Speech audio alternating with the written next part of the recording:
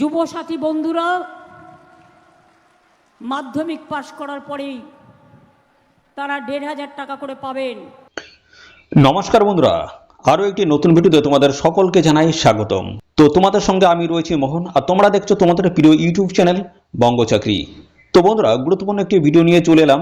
তোমরা অনেকেই বাংলা যুবসাথী প্রকল্পে অ্যাপ্লাই করেছিলে। তো প্রতি মাসে 15 টাকা আর্থিক সাহায্য পাওয়ার জন্য তোমরা কিন্তু অফলাইন এবং অনলাইন তোমরা কিন্তু ফর্ম ফিল আপ করেছিলে। তো তোমাদের কিন্তু এখনো পর্যন্ত সেই প্রথম মাসের কিস্তির টাকা অর্থাৎ বন্ধুরা 1 টাকা তোমরা কিন্তু এখনো পাওনি। অর্থাৎ যারা এখানে আবেদন করেছিল তার সংখ্যা কিন্তু বন্ধুরা প্রচুর, ঠিক আছে। তো তাই জন্য মুখ্যমন্ত্রী মমতা বন্দ্যোপাধ্যায় প্রত্যেকটা সভাতে কিন্তু যারা টাকা পায়নি তাদের কথা কিন্তু বলছেন। এবার যারা টাকাটা পায়নি তাদের জন্য কিন্তু মুখ্যমন্ত্রী মমতা বন্দ্যোপাধ্যায় বিরাট ঘোষণা করলেন।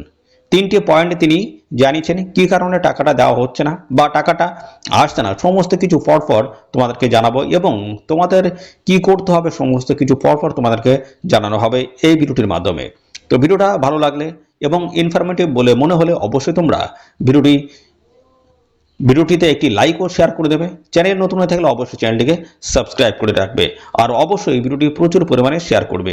ভিডিওটিতে একটি লাইক করে দেবে, অবশ্যই ভিডিওটি প্রচুর পরিমাণে শেয়ার করবে। সেই সঙ্গে নতুন দর্শক হয়ে থাকলে লেটেস্ট ভিডিওর আপডেট সবার প্রথমে পাওয়ার জন্য চ্যানেলটিকে সাবস্ক্রাইব করে নিয়ে পাশে থাকা যে বেল আইকনটি রয়েছে সেটি তোমরা ক্লিক করে অল নোটিফিকেশন অপশনটি অন করে রাখবে।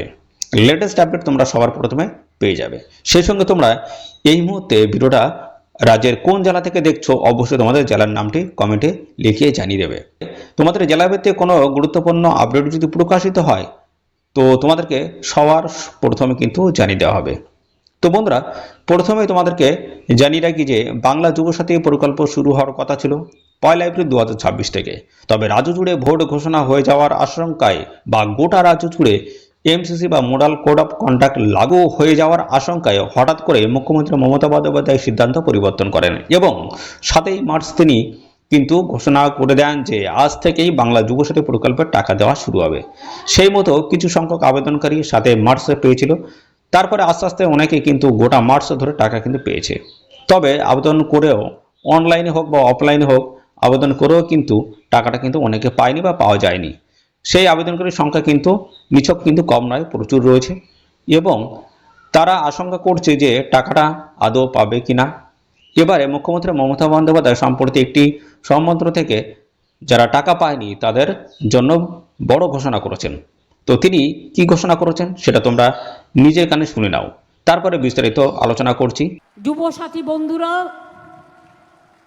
মাধ্যমিক পাশ করার পরেই তারা ১,৫০০ টাকা করে পাবেন।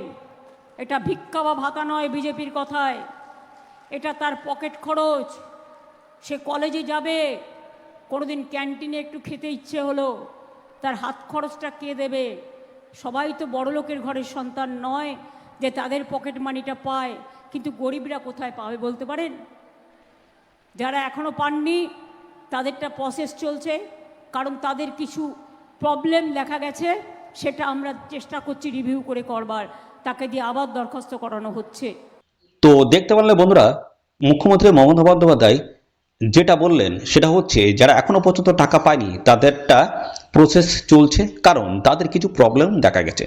সেটা আমরা চেষ্টা করছি রিভিউ করে তাকে দিয়ে আবার দরখাস্ত করানো হচ্ছে। তো কোড আনকোড তোমাদেরকে জানিয়ে দিলাম যে কি বলছেন তিনি। তো প্রথম যে পয়েন্টটা তিনি যেটা বলেছেন সেটা হচ্ছে যুবসাথী প্রকল্পে যারা টাকা পায়নি তাদের কিন্তু কিছু প্রবলেম দেখা দিয়েছে।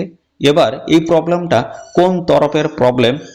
যারা ডাটা এন্ট্রি করেছে তাদের সমস্যা, সার্ভারের সমস্যা, পোর্টালের সমস্যা, নাকি টাকা ছাড়ার কাজ সেখান থেকে হচ্ছে, নাকি যে আবেদন করেছে সে ভুল তথ্য দিয়েছে?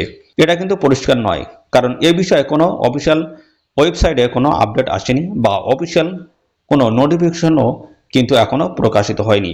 এবং দ্বিতীয় যে পয়েন্টটা তিনি বলেছেন সেটা হচ্ছে আমরা চেষ্টা করছি রিভিউ করে দেখব, অর্থাৎ যে সমস্ত ফর্মগুলোতে এখনো পর্যন্ত টাকা দেওয়া শুরু হয়নি, যে সমস্ত আবেদনকারীর টাকা দেওয়া শুরু হয়নি সেগুলো কিন্তু রিভিউ করার চেষ্টা করা হচ্ছে রাজ্য সরকারের তরফ থেকে।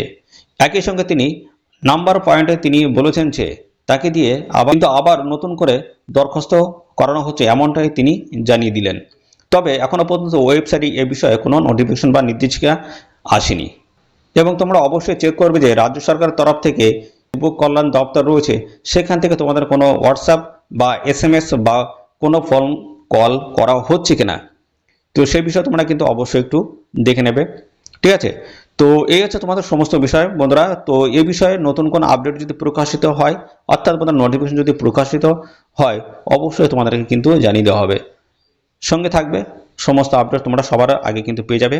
এবং বন্ধুরা এরকম নিত্য নতুন গুরুত্বপূর্ণ অফিসিয়ালি আপডেটগুলো সবার প্রথমে পাওয়ার জন্য অবশ্যই এক্ষুনি আমাদের চ্যানেলটিকে তোমরা সাবস্ক্রাইব করে রাখবে। এরকম নিত্য নতুন সমস্ত গুরুত্বপূর্ণ অফিসিয়ালি আপডেট এবং চাকরির সমস্ত আপডেটগুলো সবার প্রথমে আমাদের এই চ্যানেল থেকে পেয়ে যাবে। তো আজকের এই ভিডিওটি এই পর্যন্ত, পরবর্তী আরও একটি নতুন ভিডিও তোমাদের সাথে দেখা হবে। ধন্যবাদ।